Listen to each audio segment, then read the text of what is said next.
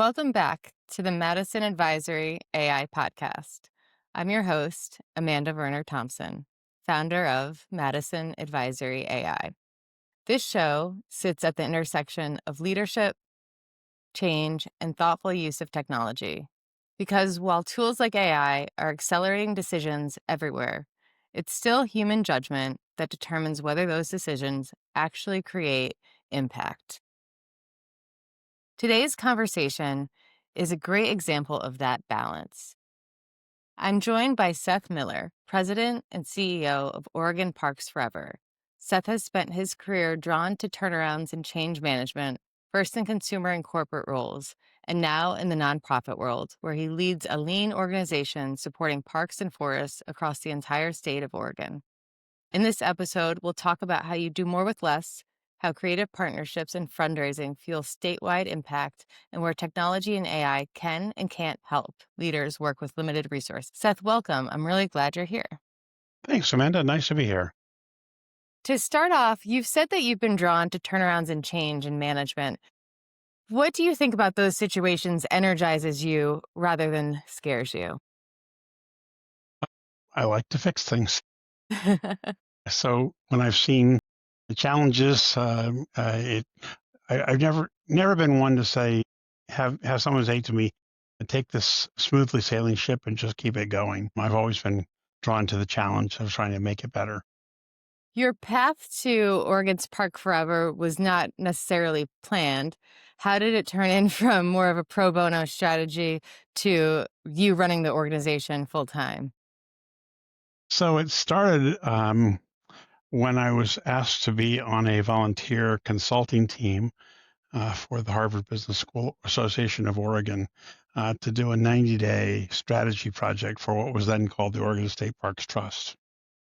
And when I heard that not a single dollar of the general fund taxes in Oregon were going to the state parks, I was like, this is ridiculous.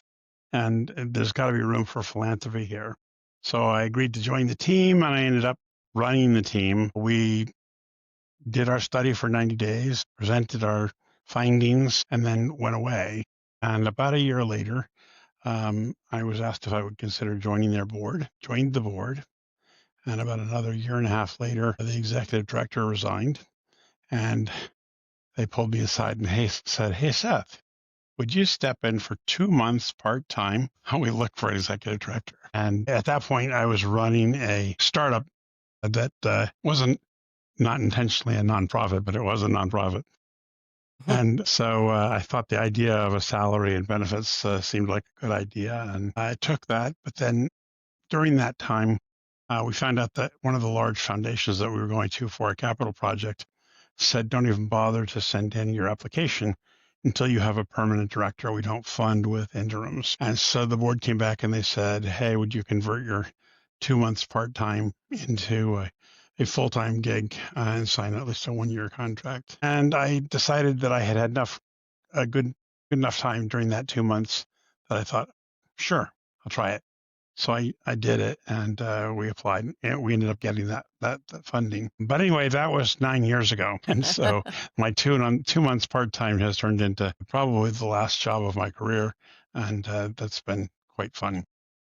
Looking back at that experience, what do you think was the fundamental reason you said yes to staying on board? Mainly because I feel like I felt and I do feel like I was doing something good for the state, and I like the idea of making a contribution. And I also realized I was getting towards the end of my career, and just seemed like a good thing to do after my whole career in corporate. And Oregon Parks Forever isn't tied to a single park. You operate across federal, state, city, and tribal lands as well. Why does that model matter? Well, our business has been around for 30 years, but in the first 25 years, we were exclusively focused on the state parks. 5 years ago, it became apparent that there was a greater need around the state. And so we decided to broaden our mission to include federal, state, county, city, and tribal parks, and also changed our name from Oregon State Parks Foundation to Oregon Parks Forever. And It actually made my job more interesting because it gave me many more places to impact and also more places to connect with. Frankly, we were kind of a captive when we were focused exclusively on state parks. And so it was really interesting to be able to go and reach out to all these other agencies that we had relationships with in the past and develop new relationships and find new needs.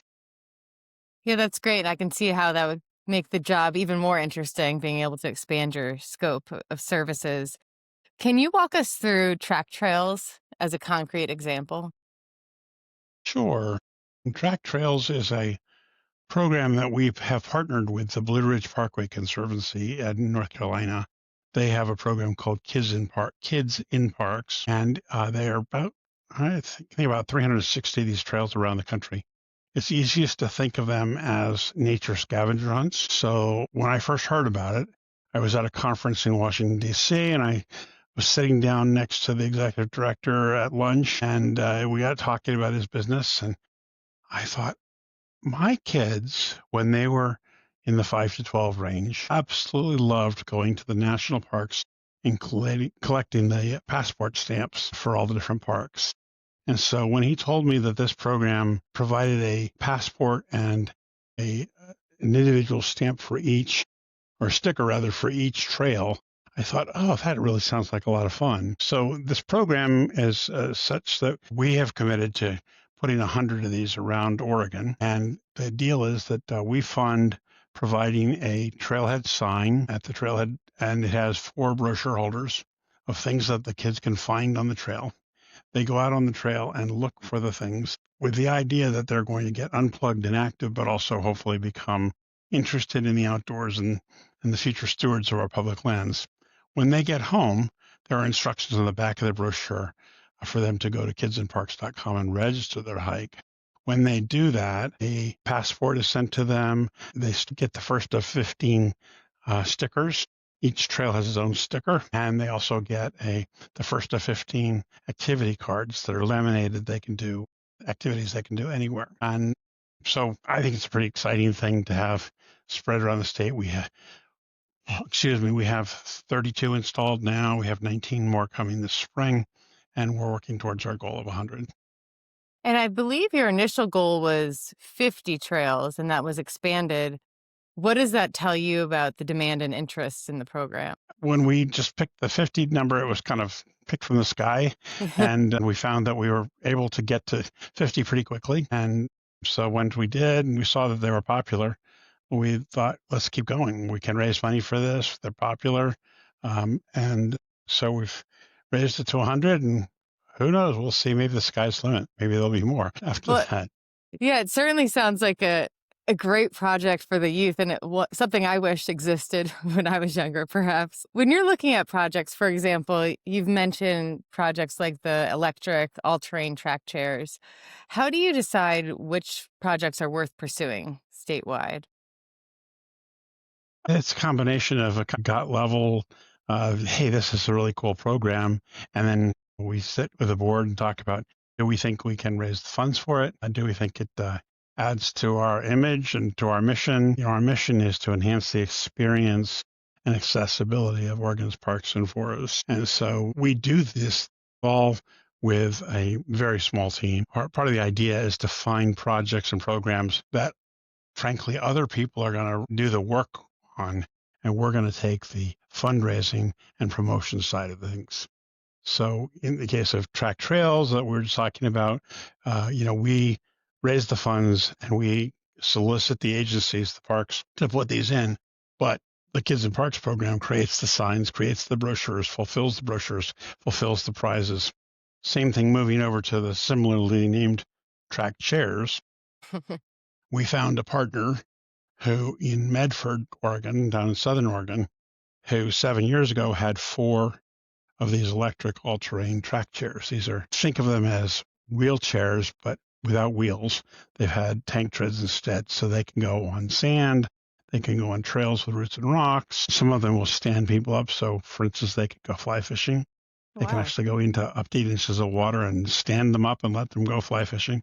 So someone who's paralyzed who likes to fly fish, it's just an incredible opportunity. But again, when we approached them, said, "Hey, these things are life changing, and we need to do this.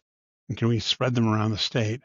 And they said, "Well, that's a wonderful idea, but we don't have the money." So we said, "Well, what if we take on the fundraising and help you find hosts for these?" And so that's the partnership that we've entered into with them. So we started off with a batch of 10 shares along the Oregon coast. And I'm pleased to say that now, 7 years later, they have 29 shares, up Wow. from the 4 that we started with. And we have a number of places along the Oregon coast that we've ended up having to put 2 shares in because they're so popular. And now we're working on adding other inland locations along the 5 corridor and hopefully Central Oregon and Eastern Oregon also.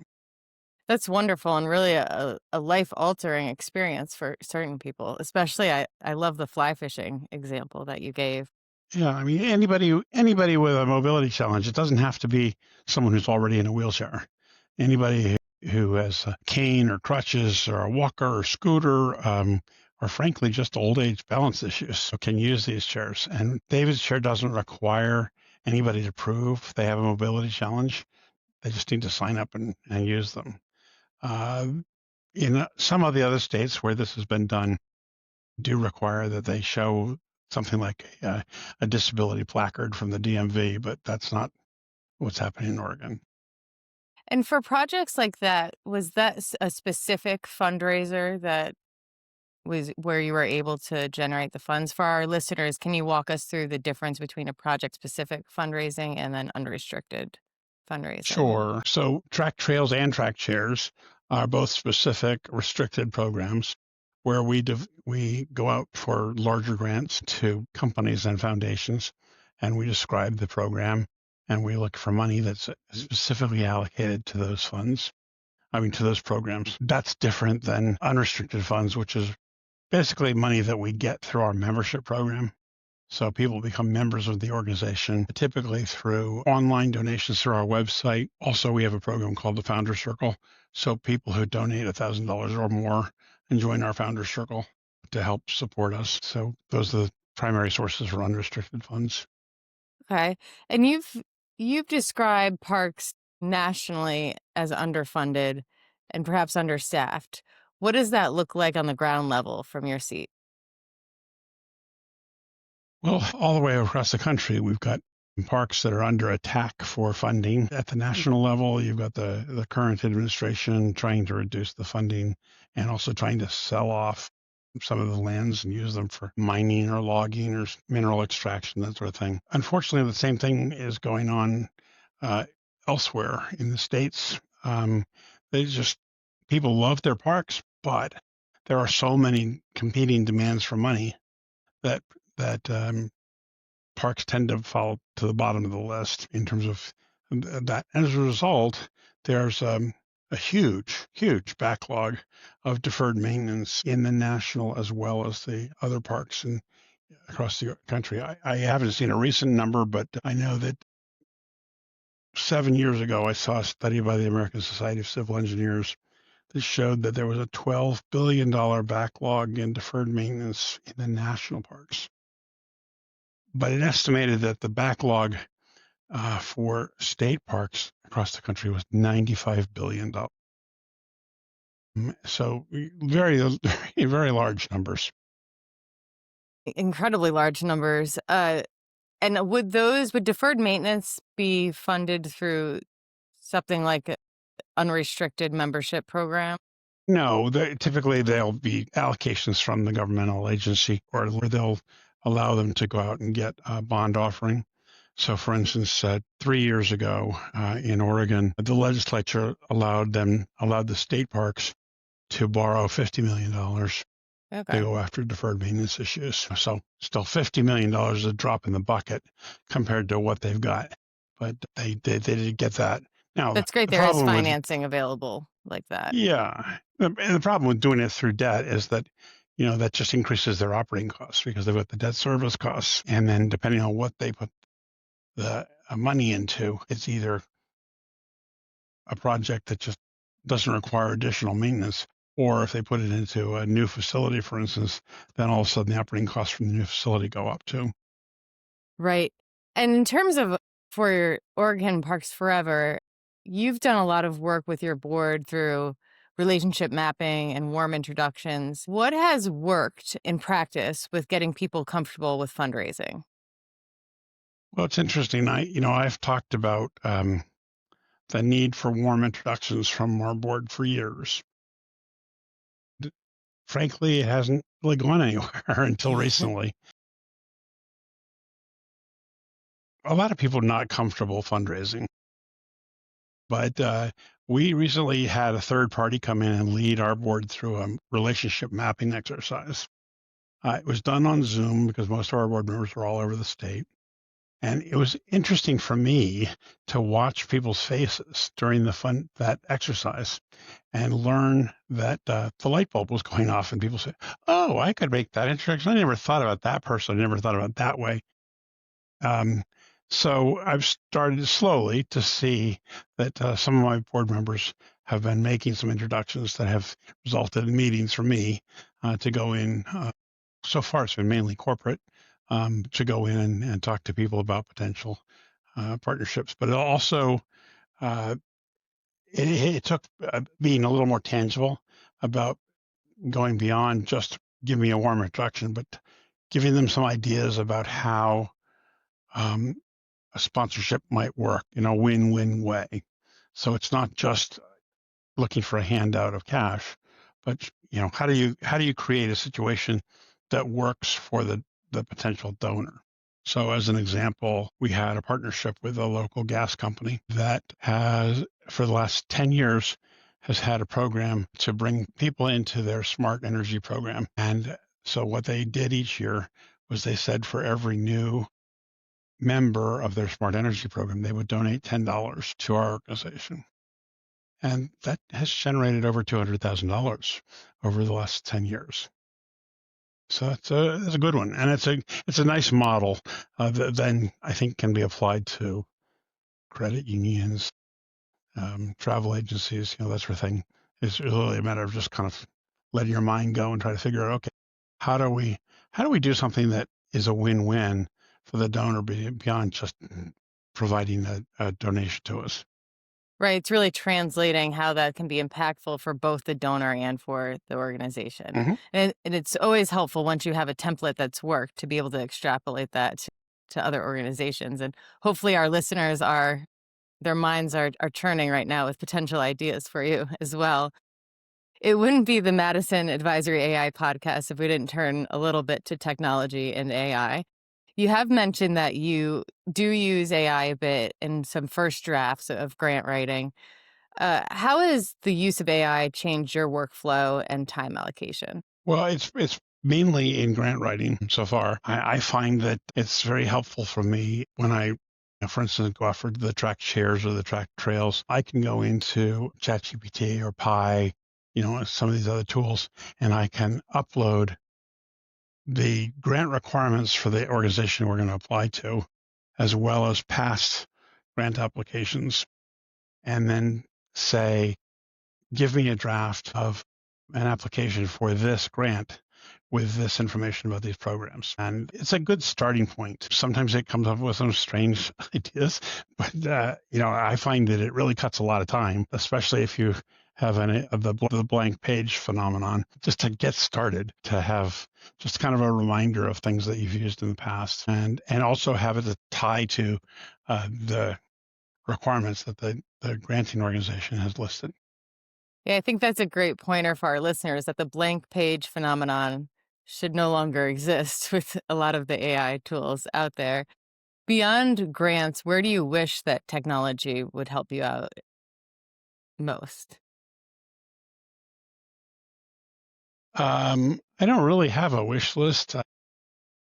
I found, I don't know if you ever use the AI tool Pi. I love Pi. It's so conversational and empathetic, so that I find that if I'm trying to figure out, an explanation for something, or more than just a kind of a Google search, Pi is really good for getting the answers that, in my personal life, I've been trying to help some Ukrainian immigrants, and I find that some of the challenges that we've had in getting them through the immigration nightmare with the current administration, I've been able to go to Pi, and Pi really gives me some good ideas for how to go deal with that. It's a Beyond that, great tool. there must be other things that I haven't thought about. I really haven't gone deep into AI, but I think that there must be ways that I can reduce some of the work that we've got here Yeah, with AI.